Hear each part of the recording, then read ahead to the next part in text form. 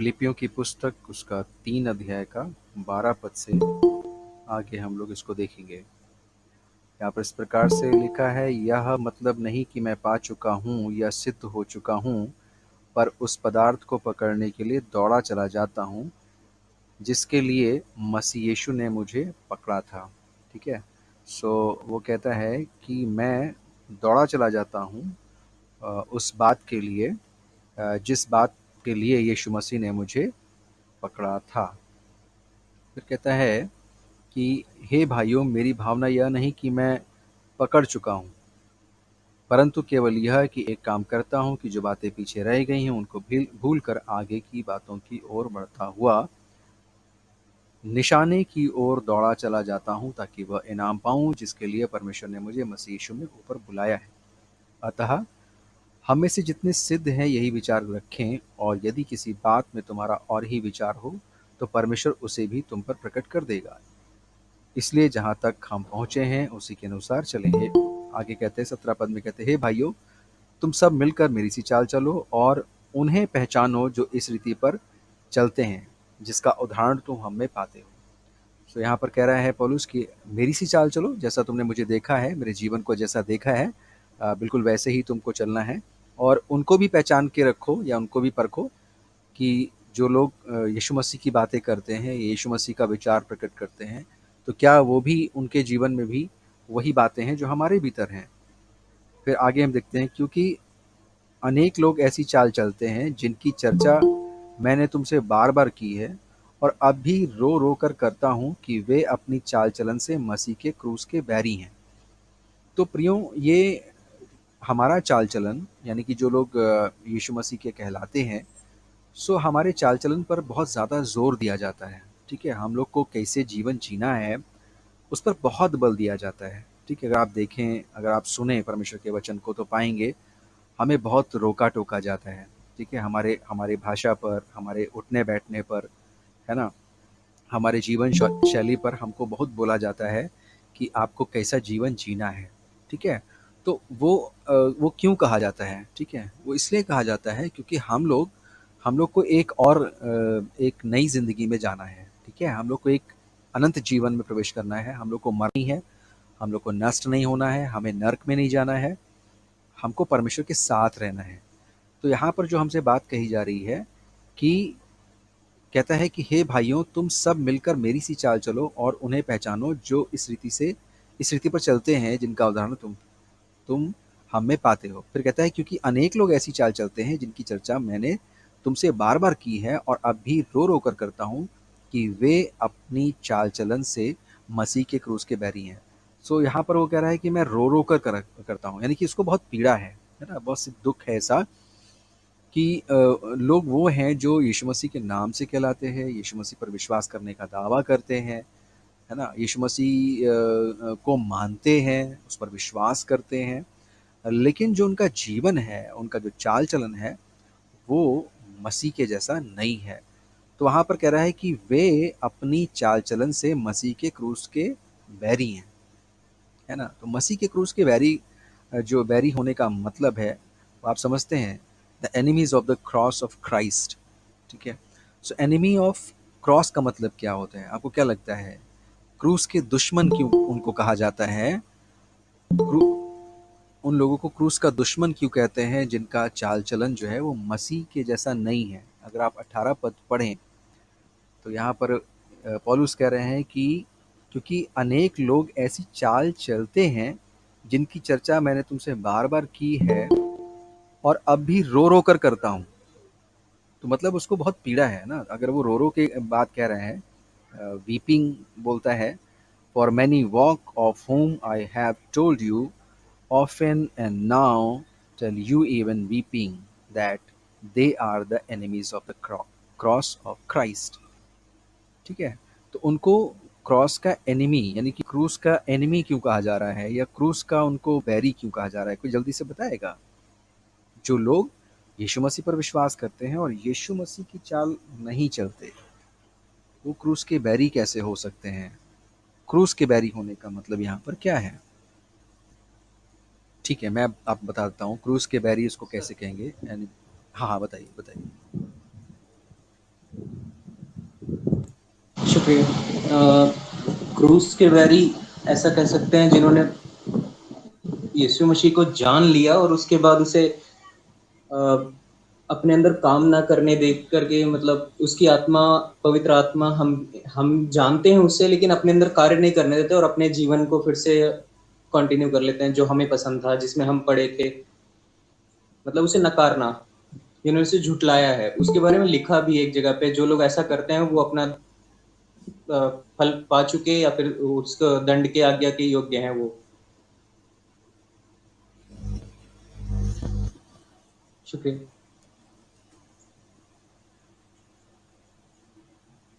Okay, thank you very much Sandeep, प्रभु बहुत आशीष दे। ओके, वो लोग जो वापस उस ज़िंदगी में लौट जाते हैं जो शरीर की ज़िंदगी है, तो बिल्कुल सही कहा।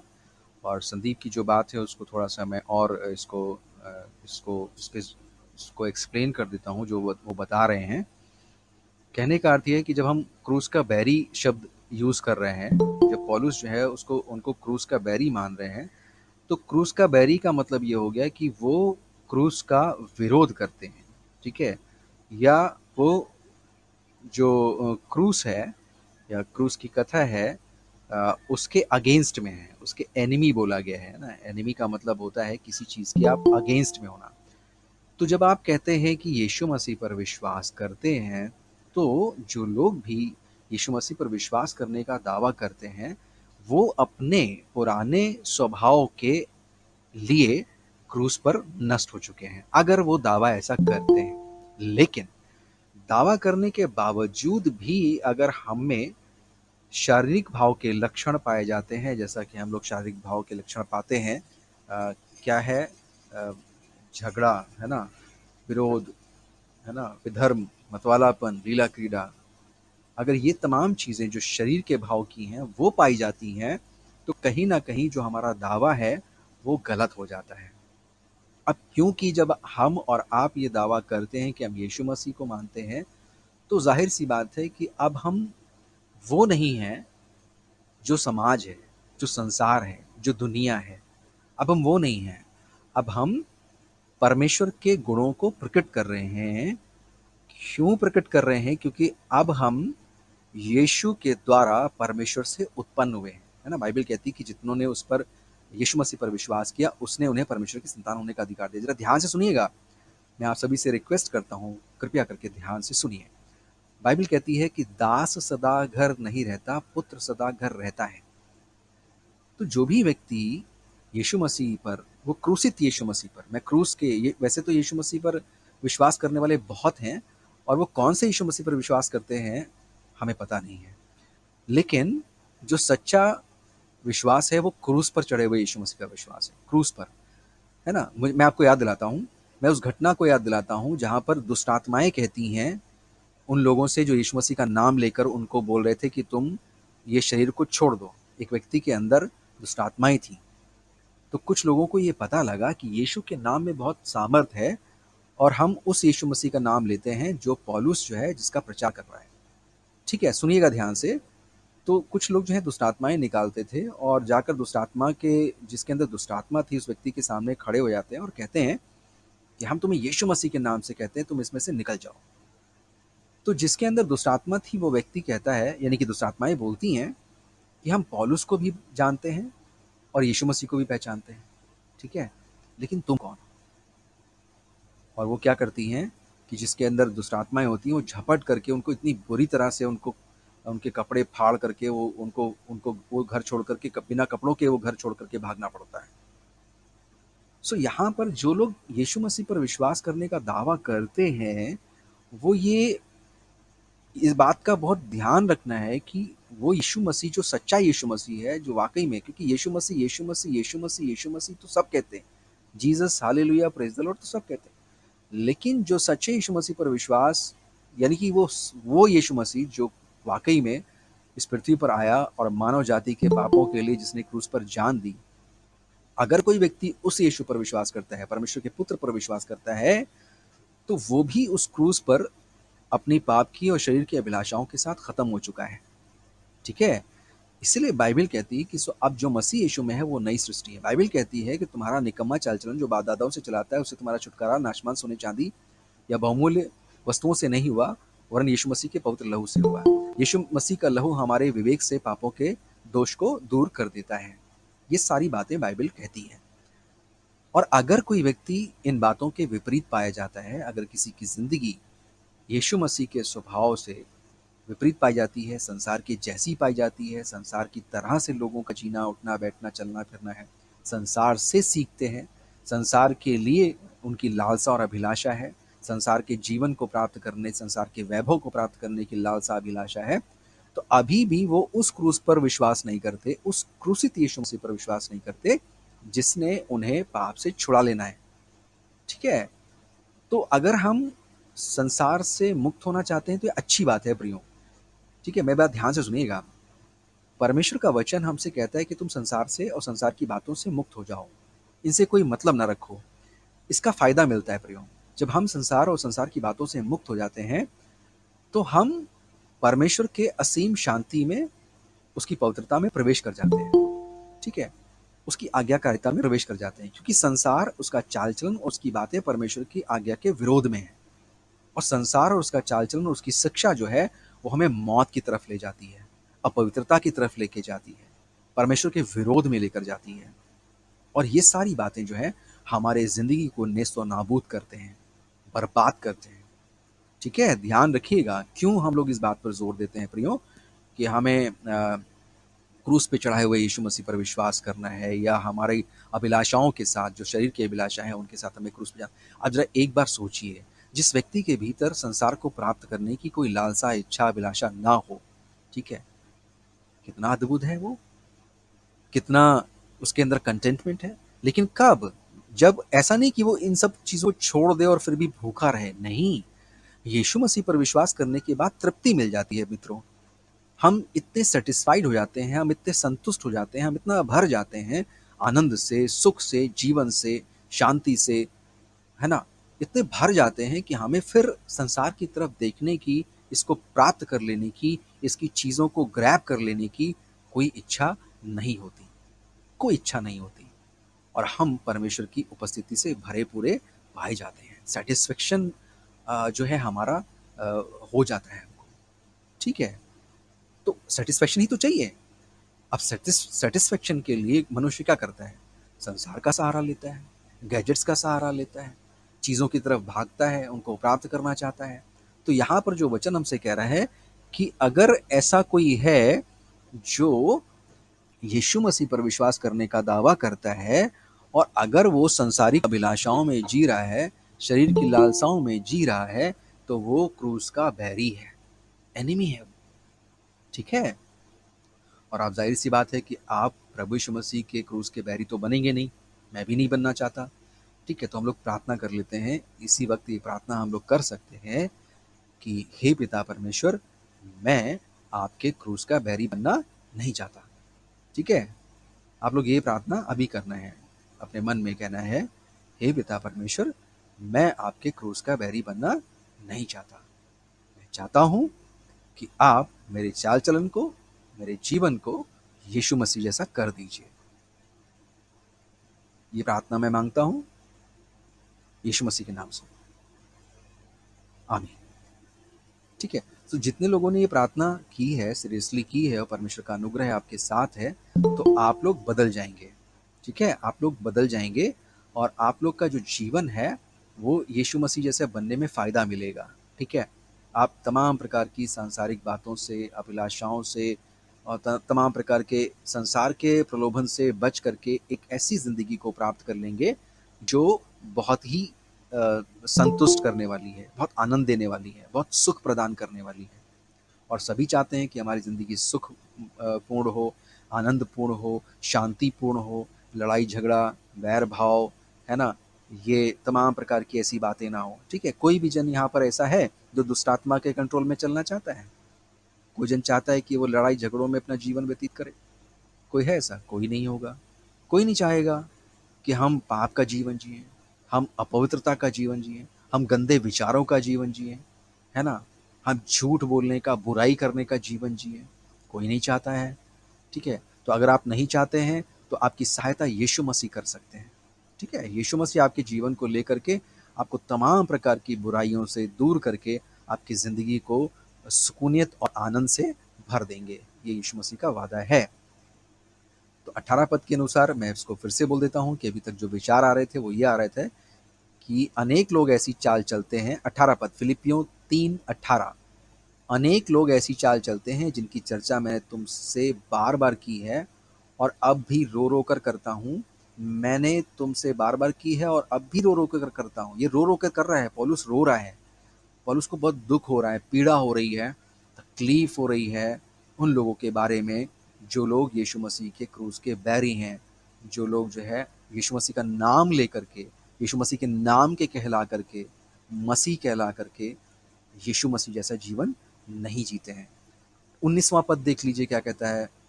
प्रियो, अगर किसी को कुछ जोड़ना है तो आप बीच में हेलो करके बताइएगा, ठीक है? अगर किसी को कोई पद जोड़ना है या कोई बात मिस कर दिया है मैंने, जोड़ते हैं आप बिल्कुल बताइए, आपका पूरा अधिकार है। 19वां पद कहता है उनका अंत विनाश है, ठीक है? ऐसे लोगों के विषय में कहा जाता है उनका जो अंत है वो क्या है? विनाश है। उनका ईश्वर पेट है, वे अपनी लज्जा की बातों पर घमंड करते हैं और पृथ्वी पर की वस्तुओं पर मन लगाए रहते हैं। वो कहता है वो उनका उनका जो अंत जो है वो विनाश है। कहता है whose end is destruction, whose God is their belly, and whose glory is in their shame, who mind earthly things। ठीक है, उनको शेम में यानी कि उनको शर्म की बातों में वो जो है उनको मजा आता है। ठीक है, आप मेरी बात यहाँ पर समझ रहे होंगे कि ऐसे लोगों के लिए परमेश्वर के राज्य में परमेश्वर के स्थान पर कोई जगह नहीं है प्रियो। ठीक है, मैं आपको बहुत हम्बली बता देता हूँ। तो जो अभी जो बातें समझ में आ रही हैं वो ये आ रही हैं कि ये सिम्टम्स है प्रियो। ठीक है, जब ऐसी बातें होती हैं तो ये इसको सिम्टम्स समझिए। अभी आपके साथ अगर ऐसा है तो आप समझिए कि ऐसे सिम्टम्स मेरे अंदर हैं। जैसे हम लोग कभी कभी कहते हैं ना कि हम कैसे पहचाने कि ये बीमारी हो गई है ना, ये प्रॉब्लम हो गई है। सो उसके सिम्टम्स से आप जान लेते हैं। तो यहाँ पर जो पौलुस जी हैं वो सिम्टम्स बता रहे हैं कि ये लोग कैसे दिखते हैं। इनका अंत विनाश है, इनका ईश्वर पेट है, वे अपनी लज्जा की बातों पर घमंड करते हैं, है ना। अगर आप देखें तो मैं देखता हूँ कि वो लोग ऐसी ऐसी मतलब बहुत ही ख़राब लैंग्वेज का इस्तेमाल करना, अजीब तरीके के जो है वो उनका व्यवहार, है ना। अच्छा, एक चीज़ है वो जैसे भी बताया ना कि they are control by the evil spirit, है ना। वो लोग अशुद्ध आत्मा के चलाए चलते हैं और अशुद्धता की बातों पर बहुत फूलते हैं। जैसे भी होता है ना, बोस्ट करते हैं, बहुत बोस्टफुल होते हैं, घमंड करते हैं, है ना। मुझे आप लोग समझ रहे होंगे बहुत इन बातों को। जैसे अब वो लोग जैसे अगर वो बात कर रहे हैं, गाली देकर बात कर रहे हैं तो बड़ी घमंड से बात करते हैं। अगर वो गंदी तरीके से कपड़े पहन रहे हैं ना, कपड़े तो होता है बॉडी को कवर करने के लिए, है ना, कपड़ा होता है बॉडी को कवर करने के लिए, लेकिन वो लोग क्या करते हैं ज़्यादातर आप देखेंगे तो वो बॉडी को वो शो करते हैं और उस पर बड़ा घमंड करते हैं और घमंड से बोलते हैं। किसी किसी एक मुझे याद है किसी एक एक्ट्रेस से जब पूछा गया कि लोग कह रहे हैं कि भाई आप जो है वो आप बहुत शो करते हो बॉडी को, तो बोलती हैं उनको हमसे जलन है ना इसलिए। Can you imagine, can you imagine the word the people they speak.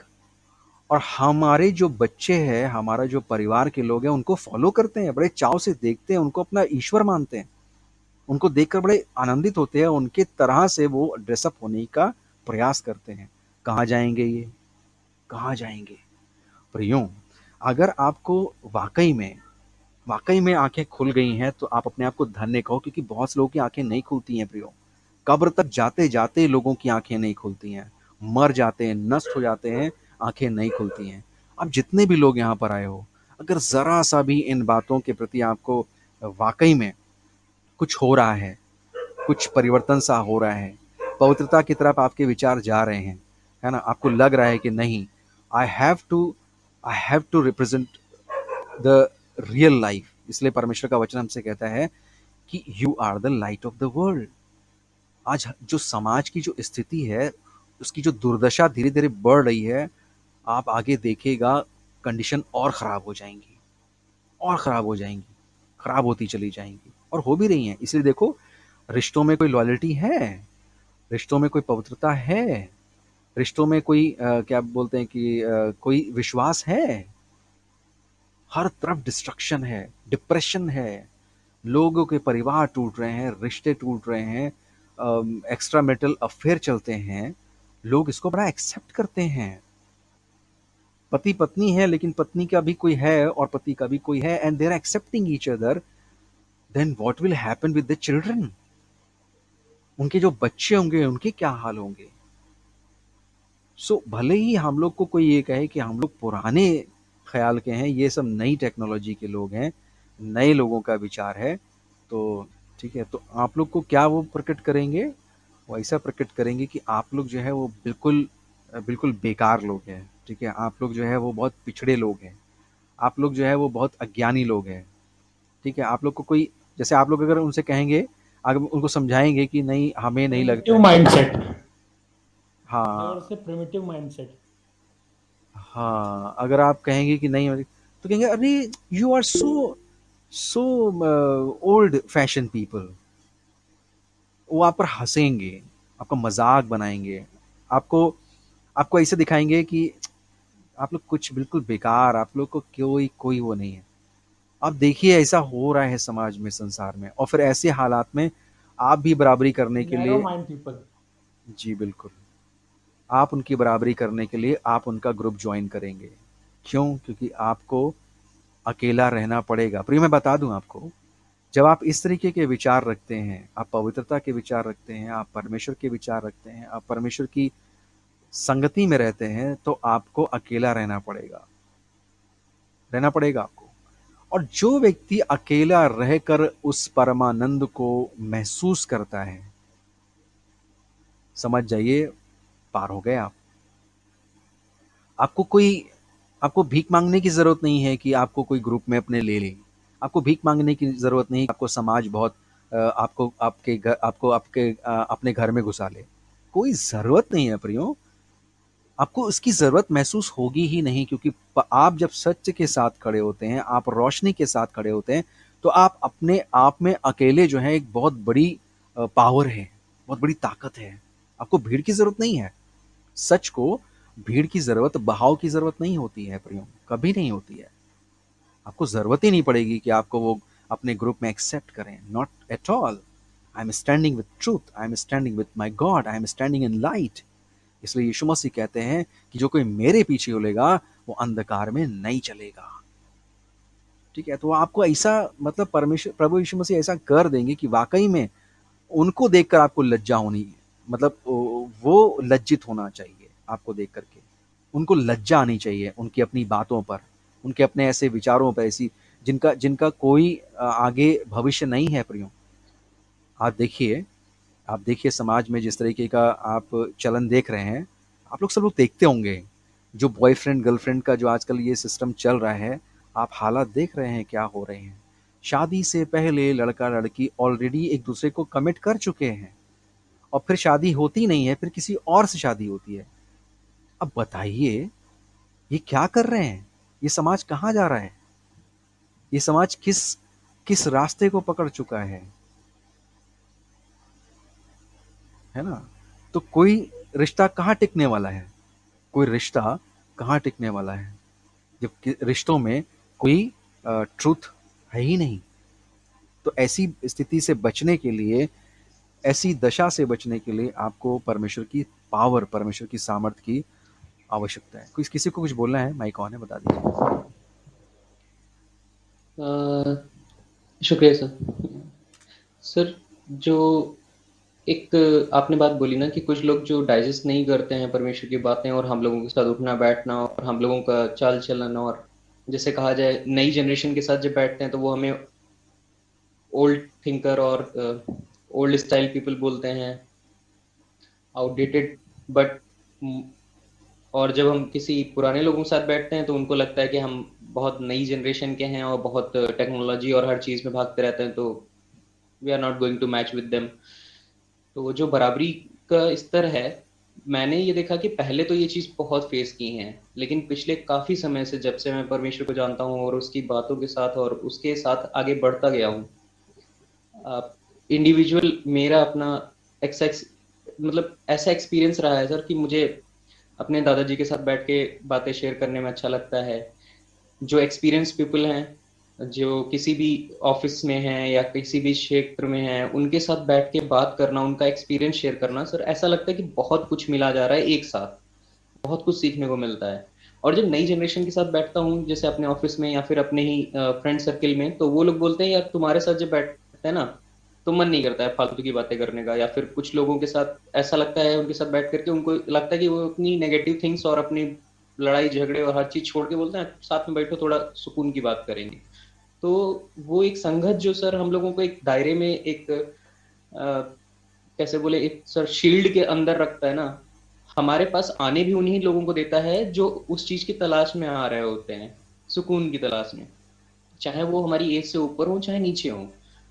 तो परमेश्वर का धन्यवाद करता हूँ कि जिनके साथ भी वो हमारी संगत रखता है, उठना बैठना रखता है, मैं हर बार प्रार्थना में यही रखता हूँ कि परमेश्वर उन्हीं के साथ जोड़ के रखो। नहीं चाहिए 10 20 50 100 500 फ्रेंड, दो भी मिलेंगे, एक मिलेगा, आपके नाम से मिले, और वो मेरे अंदर जो चाहता है वो उसे मिले, और जो मैं चाहता हूँ वो मिले, आपके अनुसार मिले। मुझे सिर्फ सीखना है और परमेश्वर की महिमा आगे बढ़ानी है। तो वो उन लोगों को नजर आता है, तो वो डायरेक्टली बोलते हैं। अभी नई कंपनी में गया, मैनेजर से आज तक कभी कोई फेस टू फेस नहीं हुआ, but still they are like कि Sandeep you are really nice soul. मैंने सोचा इनको कैसे ये चीज समझ में आई। तो एक दिन वो सबके फीडबैक्स ले रहा था, तो अपने मन से ही बोलने लगा कि मैं चाहता था कि तुमसे किसी दिन बात हो। मैंने कहा सर मुझे भी लगता है कि कभी ऑफिस खुलेगा तो आमने सामने मिलेंगे। तो बोल रहा मेरा पता नहीं मिलूंगा कि नहीं मिलूंगा, तब तक तुम किसी दूसरी टीम में चले जाओगे, फिर मैं कोई और बैच में काम कर रहा हूँ। मैंने कहा सर नाम तो नहीं बदलेगा ना, कंपनी नहीं बदलेगी, तो हम लोग मिलेंगे कभी। तो उसने बोला ये मेरे पूरे करियर के 6 साल में पहली बार किसी ने बोला है कि जब भी कभी कंपनी खुलेगी और कंपनी में काम होगा तो हम लोग मिलेंगे। तो अभी जल्दी पता लगा कि हमारी कंपनी खुल रही है, तो ही वाज लाइक कि संदीप रेडी हो ऑफिस जाने के लिए। मैंने कहा सर आज बहुत दिन बाद एकदम से याद आई। बोल रहा हाँ मिलने के लिए, ऑफिस खुल रहा है तो मुलाकात होगी। मैंने कहा बताओ कब बोला था, 1 1.5 महीने पहले, अभी भी उनको याद है ये बात। तो वो सर ईगरनेस और एक जगह बना देता है लोगों के दिल में, जो परमेश्वर का एक स्वभाव है, जो जीने का तरीका है, वो लिमिटेड लोगों को ही हमारी लाइफ में इंटरफेयर करने देता है या फिर साथ बैठने देता है। और मैं इसके लिए धन्यवाद करता हूँ कि वो चुने हुए लोग होते हैं जो हमारी संगत में जुड़ने पाते हैं। और अच्छा ही है सर कि जो लोग अपनी नई जनरेशन और ओल्ड जनरेशन को बहुत फॉलो करते हैं और वो साथ देना नहीं चाहते हैं, जैसा आपने बोला कि उनको लगता है कि तुम हमारे साथ बैठने वाले नहीं हो, बहुत ओल्ड स्टाइल हो, तो उनके साथ कभी हमारा उठना बैठना ही नहीं फिक्स करता है परमेश्वर, समय ही नहीं देता है। तो इसके लिए मैं धन्यवाद करता हूँ इस चीज का, और मैं चाहता हूँ कि ऐसे ही वो संभाल के अपनी शील्ड में हमें आगे बढ़ाता रहे। शुक्रिया सर।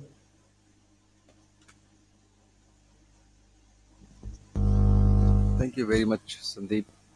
आपका आपका लाइफ, आपका विचार को शेयर करने के लिए परमेश्वर बहुत आशीष दे। और हम सब की ये प्रार्थना है आपके लिए, जैसा कि आपने कहा कि परमेश्वर अपने शील्ड को बनाए रखे, अपने प्रोटेक्शन में बनाए रखे, और ऐसे तमाम लोगों से हमको दूर रखे जो हमको इन्फेक्ट कर सकते हैं या हमको इफ़ेक्ट डाल सकते हैं। तो बेहतर है कि हम उनसे दूर रहना ज़्यादा अच्छा है। दूर रहना ज़रूरी है प्रियो, दूर रहना पड़ेगा, क्योंकि आपकी जो चाल है और उनकी चाल है वो अपोज़िट है, ठीक है? तो विचार नहीं मिलते हैं। जैसे मैंने कहा था ना, जब आत्मा के लोग मिलते हैं, वो आनंद जो उनका होता है, जो उनकी संगति होती है, जो उनकी बातचीत होती है, उसके उसकी एक अलग ही बात होती है।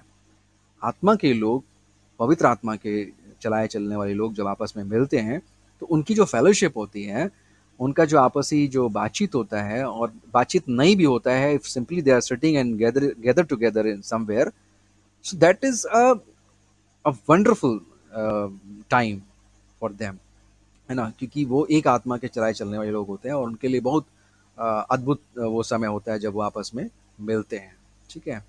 सो यहाँ पर अभी हम वापस आ रहे हैं, 19 पद को देख रहे हैं। तो कह रहा है कि अगर ऐसा है, तो कहता है 19 पद में कहते हैं कि उनका ईश्वर पेट है, वो पेट के लिए जीते हैं, ठीक है? उनको खाना पीना ये सब चीज़ों का बहुत वो है।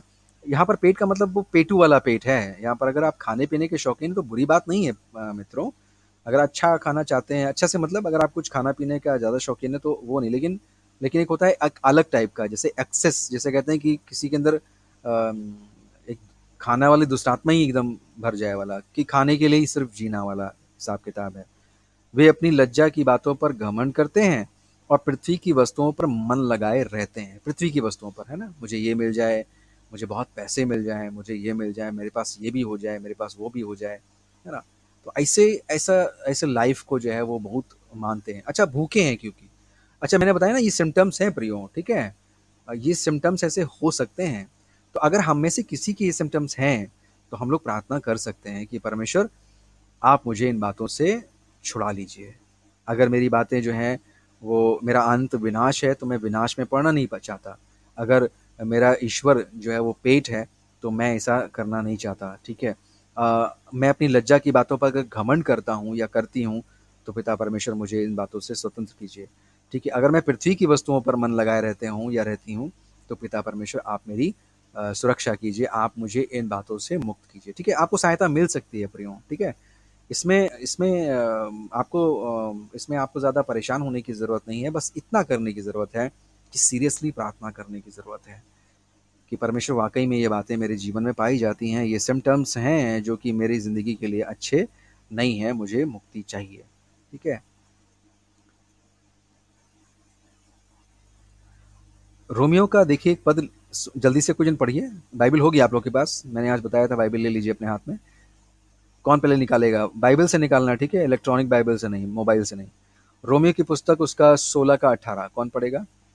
रोमियो की पुस्तक 16 का 18 कौन पढ़ेगा?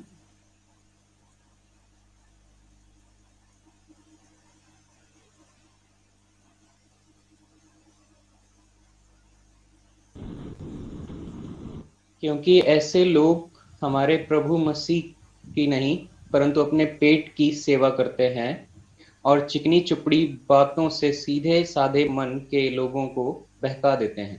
थैंक यू वेरी मच, प्रभु बहुत आशीष दे संदीप। तो यहाँ पर कह रहे हैं कि ऐसे लोग जो हैं, रोमियो में भी लिखा है कि ऐसे लोग जो हैं वो हमारे प्रभु मसीह की, है ना, नहीं परंतु अपने पेट की सेवा करते हैं और चिकनी चुपड़ी बातों से सीधे साधे मन के लोगों को बहका देते हैं, ठीक है? तो ये बहुत अच्छी अच्छी बातें करते हैं ना। ऐसे लोग जो हैं अपनी बातों में बहुत उनका वो होता है, अट्रैक्शन होता है। दे टॉक इन सच अ वे कि वो अच्छे-अच्छे बातों से करके जो है वो, उनको बात करने का आता है, स्टाइल आता है। क्योंकि अगर उनको लगता है कि यहाँ से मुझे फ़ायदा हो सकता है, इस व्यक्ति से मुझे फ़ायदा हो सकता है, तो वो ऐसे बात करेंगे, इतना इतना जूसी बात करेंगे कि आप जो है उनकी बातों में फँस सकते हैं, ठीक है? सो देख सकते हैं आप लोग, ऐसा होता है इस संसार में। 20वां पद देख लीजिए मेरे साथ, हेलो। फिलिपियों की। जी, बताइए भैया। भैया ये कह रहे थे कि जो है क्या ये सिर्फ मतलब मतलब कुछ लोगों के लिए कहा जा रहा है या फिर प्रभु के लोगों को छोड़ सभी लोगों के लिए कहा जा रहा है?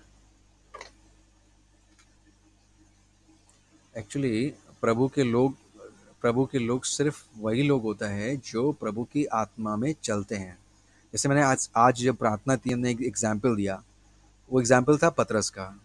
द मोमेंट पतरस बोलता है कि तू जीवित परमेश्वर का पुत्र मसीह है, प्रभु यीशु मसीह उसके विषय में कहते हैं, ये बात परमेश्वर ने तुझ पर प्रकट की है और तू पत्थर है, पेत्रोस से तेरा नाम पतरस मैंने रखा है, और तुझ पर मैं अपनी कलीसिया को स्थापित करूंगा, बनाऊंगा। ये प्रॉमिस प्रभु यीशु मसीह कर देते हैं।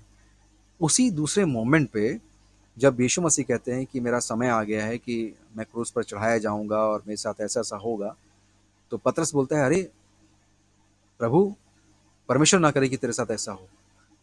तो यीशु मसीह उसको बोलते हैं, हे शैतान, दूर हो जा। जो प्रभु के लोग हैं प्रियो, वो पवित्र आत्मा के चलाए चलने वाले लोग हैं, ठीक है? हम पवित्र आत्मा में चलते हैं, हम प्रभु के हैं। हम दुष्ट आत्मा में चलते हैं, हम प्रभु के नहीं हैं। दुष्ट आत्मा में चलते हैं तो संसार के बहुत प्रेम में है, संसार की बातों में बहुत प्रेम आता है, संसार के चीज़ों में मुझे बहुत प्रेम मिलता है। अगर प्रभु के हैं तो उसके वचन में, उसके विचारों में हम खोए रहते हैं। प्रभु के लोग प्रभु के विचारों में खोए रहते हैं, खोए रहते हैं उसके साथ, बड़े आनंदित रहते हैं, ठीक है? उससे बातचीत करना, वो बाहर के विचारों को अपने ऊपर काम नहीं करने देते, ठीक है? वो किसी भी बाहर के विचारों को अपने ऊपर काम नहीं करने देते जिनसे उनका कोई मतलब नहीं है। ये बातें हर उस व्यक्ति के लिए हैं जो पवित्र आत्मा में प्रभु के विचारों में नहीं चलता है। कोई भी हो सकता है, कोई कॉमन, मैंने बोला है ये कॉमन सिम्टम्स है। ये मेरा सिम्टम्स हो सकता है, ये आपका सिम्टम्स होता है, हो सकता है किसी का भी हो सकता है। ये स्थिति सबकी ही ऐसी है। तो आपने प्रश्न बहुत अच्छा किया है। तो कोई दो ऊपर कहते हैं ना, दूध का दूल्हा हम लोग नहीं हैं। बस ये है, फ़र्क क्या है संसार के लोग में और हम में? हमको एक सहायक पवित्र आत्मा मिला है, ठीक है? हमारे पास एक सामर्थ्य दी गई है कि हम इस संसार की बातों से बच सकते हैं, ठीक है? ये परमेश्वर का अनुग्रह है। और किसी को अगर नहीं मिला है, तो ये उसकी और परमेश्वर के बीच की बात है कि क्यों नहीं मिला है, कारण कौन है? परमेश्वर कारण है या वो व्यक्ति कारण है? अब भई ये तो परमेश्वर डिसाइड करेगा, मैं किसी पर दोष लगाने वाला तो नहीं हूँ कि अरे तुम इसके कारण हो, क्योंकि वो तो परमेश्वर रिवील कर देगा ना, और वो व्यक्ति खुद जानता होगा कि क्यों आखिरकार ये पवित्रता का जीवन, ये पवित्र आत्मा मेरे जीवन में क्यों नहीं आ रहा है, ये मेरी देह जो है पवित्र आत्मा का मंदिर क्यों नहीं बनने पा रही है। ऐसा क्या कारण है कि मैं हर घड़ी जो है, हर छोटे छोटे पलों में संसार के वशीभूत हो जाता हूँ और अपने आप को छल नहीं करता हूँ। प्रियो, जब बाइबल कहती है कि संसार के वशीभूत ना हो, तो ये हमारे फायदे के लिए है। परमेश्वर को कुछ नहीं चाहिए, मैंने आपको बताया। परमेश्वर अपने आप में कंप्लीट है, पूरा है। वो हमसे कहता है संसार से बचे रहो, तो हमारे फायदे के लिए बोलता है। कहता है तुम संसार में तुम्हें क्लेश होता है। प्रभु यीशु मसीह कहते हैं संसार में तुम्हें क्लेश होता है, लेकिन ढांढस बांधो, मैं संसार को जीत लिया है। यीशु मसीह कहते हैं कि तुम्हें क्लेश ही मिलेगा मेरे बच्चों, मत जाओ। सर जी। आपने सर जो है 2 चीज़ें बताई, 2 कारण बताए। एक तीसरा ये भी कारण तो हो सकता है समय। Is it? बिल्कुल टाइम। समय हो सकता है, बिल्कुल समय ही है। His time had not came yet. बिल्कुल उसका समय नहीं आया है। समय आएगा, कैसे आएगा, कब आएगा, परमेश्वर उसको देखता है। परमेश्वर अपना उसे इस ये पावर जिसको बोलते हैं सॉवरेनिटी, जो परमेश्वर की अपना सॉवरन, जो उसका सिलेक्शन का जो गुण है, वो उसके अपने हाथ में है। कोई व्यक्ति ये नहीं कह सकता कि मैं इस वजह से जब सिलेक्ट, परिपक्वता। नहीं इसमें हम कुछ नहीं कहेंगे, नहीं तो फिर वही बात आ जाएगी ना। तो फिर वो अगर वो परिपक्वता पे सिलेक्शन नहीं, नहीं, हाँ, करेगा। वो उसको उसको वो नहीं कर रहे हैं सर। हाँ, उसको सर उस बेसिस पे नहीं बताना चाह रहे हैं। मेरा मतलब ये है कि जो है जैसे अगर देखा जाए तो मोसेस का जो चुनाव हुआ था वो भी जो है एक तरीके से डिफरेंट बेसिस पे हुआ था। और पतरस का चुनाव हुआ था, सॉरी पीटर का चुनाव हुआ था, वो भी डिफरेंट बेसिस पे हुआ था। और पॉल का चुनाव हुआ था, वो तो बिल्कुल डिफरेंट बेसिस पे हुआ था। तो हम मतलब किसी के चुनाव को मतलब कह सकते हैं समय हर एक का जो है, किसी को जल्दी किसी को बाद में। बट ये भी हो सकता है कि शायद परिपक्वता का। बट हाँ, मतलब हाँ, अपने आप से मतलब वो नहीं कर रहे हैं कि उसको डिवाइड नहीं कर रहे, डिसाइड नहीं कर रहे हैं ये चीज़ सर। अगर लग रहा हो तो I am really very sorry for that. प्रभु ये विचार को निकाल ही दे। धन्यवाद।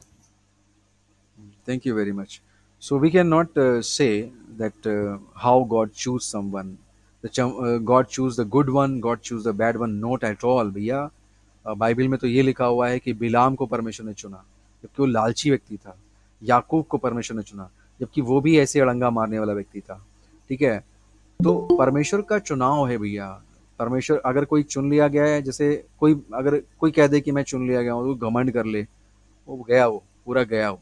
तो परमेश्वर किसी, बाइबल में इसीलिए तो लिखा हुआ है परमेश्वर किसी को भी चुन लेता है, उसकी मर्सी है, उसकी दया है, उसका अनुग्रह है, उसके काम करने का एक परफेक्ट तरीका है। तो अगर कोई चुन लिया गया है, तो बस बस इतना ही पता है मुझे कि परमेश्वर, बस तेरा अनुग्रह ही है, बस दैट्स इट, नथिंग एल्स। तेरा अनुग्रह है, क्योंकि बाइबल कहती है सबने पाप किया, परमेश्वर की महिमा से रहित है। यहाँ पर कुछ आने वाला नहीं है। कोई भी अगर हम इसमें आगे लगाएंगे तो उसके लिए हमको जवाब देना पड़ जाएगा। सो हम इसको परमेश्वर का ग्रेस मानते हैं।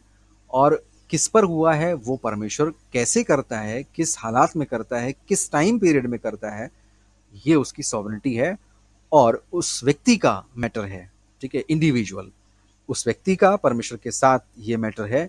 और परमेश्वर उसको जानता है और वो परमेश्वर को जानता है। उसके हालात क्या हैं वो जानता है, और परमेश्वर उसके विषय में क्या सोचता है, वो सब कुछ उन दोनों को क्लियर है। ठीक है, वो उनका अपना मैटर है, उसमें हम लोग हाथ नहीं डाल सकते।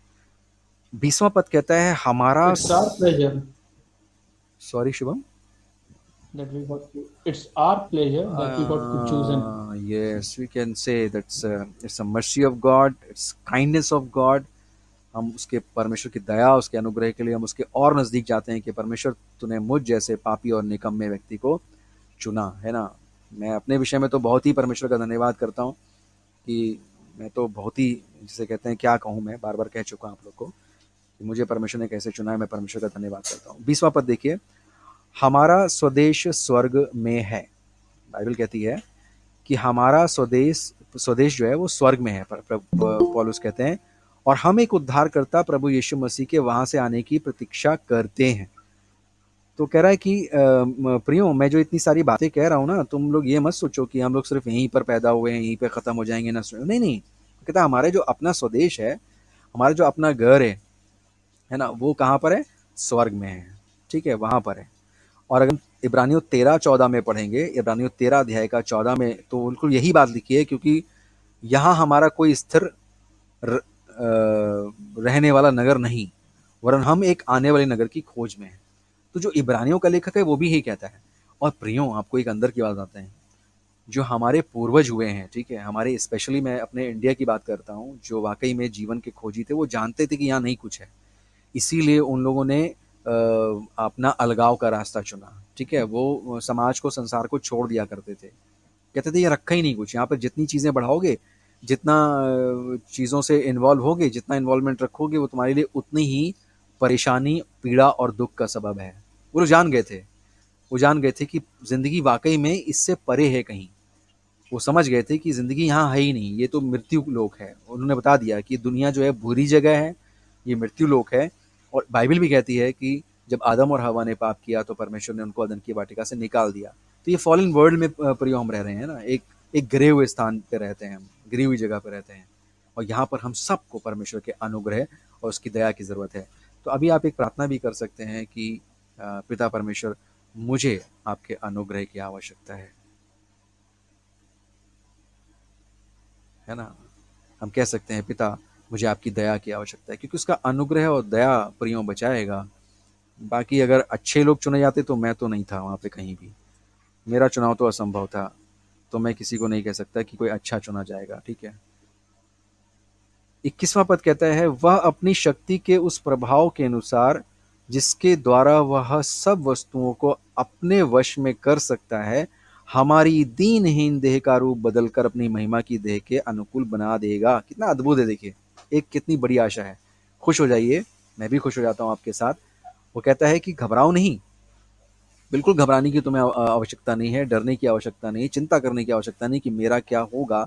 यहाँ कहता है कि वह अपनी शक्ति के उस प्रभाव के अनुसार जिसके द्वारा वह सब वस्तुओं को अपने वश में कर सकता है, हमारी दीनहीन देह का रूप बदलकर अपनी महिमा के देह के अनुकूल बना देगा। वो कहता है तुमको बना देगा, तुम्हारे जीवन को वो महिमावान जीवन बना देगा।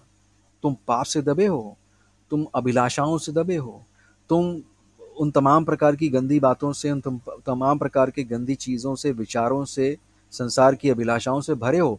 तुम चिंता नहीं करो, मैं ताकत दूंगा। इसलिए यीशु मसीह कहते हैं, जब मैं क्रूस पे चढ़ूंगा तो मैं खींच लूंगा मैं सबको खींच लूंगा अपनी ओर, है ना। तो खींचने का मतलब ये है कि वो हमको क्रूस तक ले जाएगा, ताकि हम पाप की और संसार की अभिलाषा के लिए मरकर जिंदगी को प्राप्त करें प्रियो।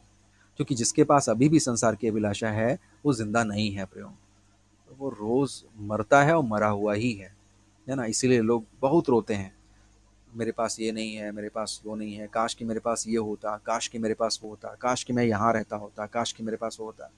काश काश काश काश काश। ये काश जो है उनको जीने नहीं देता है, क्योंकि उनको कुछ ना कुछ प्राप्त करना है प्रियो, है ना, कुछ पाना है, कुछ खोज रहे हैं। और जब यीशु मसीह में आते हैं हम, तो वो खोज जो है वो हमारी पूर्ण हो जाती है। मैं ये नहीं कहूँगा खत्म हो जाती है, बल्कि पूर्ण हो जाती है, पूरी हो जाती है।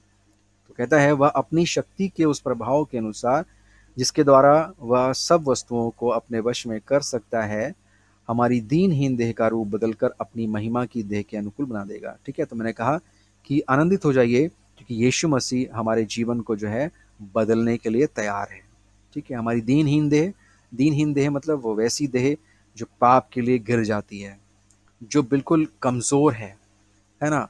भाग पड़ते हैं हम इस संसार की अभिलाषाओं के पीछे, है ना। ऐसे बहुत से लोग होते हैं। मेरे साथ निकाल लीजिए वचन, 1 कुरिन्थियों 15 का 42 से 44। 1 कुरिन्थियों 15 का 42 से 44, यहाँ पर कुछ ऐसे ही लिखा हुआ है।